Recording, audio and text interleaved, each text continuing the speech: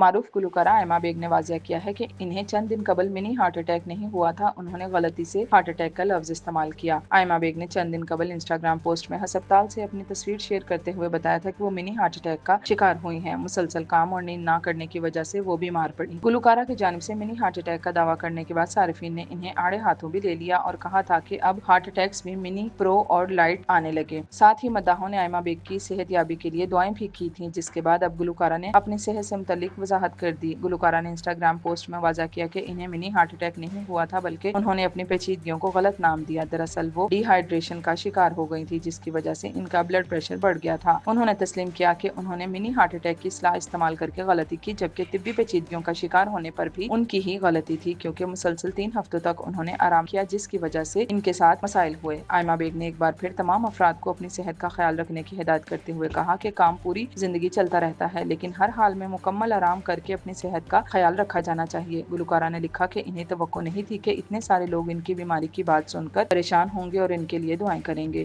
آئمہ بیگ نے بیماری کا سن کر نیک خواہشات اور دعائیں کرنے والے افراد کا شکریہ ادا کرتے ہوئے کہا کہ انہیں ہارٹ اٹیک نہیں ہوا تھا، لیکن ان کا بلڈ پریشر 80 سے 200 تک چلا گیا تھا، جس کی وجہ سے انہیں ایمرجنسی میں ہاسپٹل لے جانا پڑا۔ انہوں نے تصدیق کی کہ اب ان کی صحت بہتر ہے اور انہوں نے نیک خواہشات پر مداحوں کا شکریہ بھی ادا کیا۔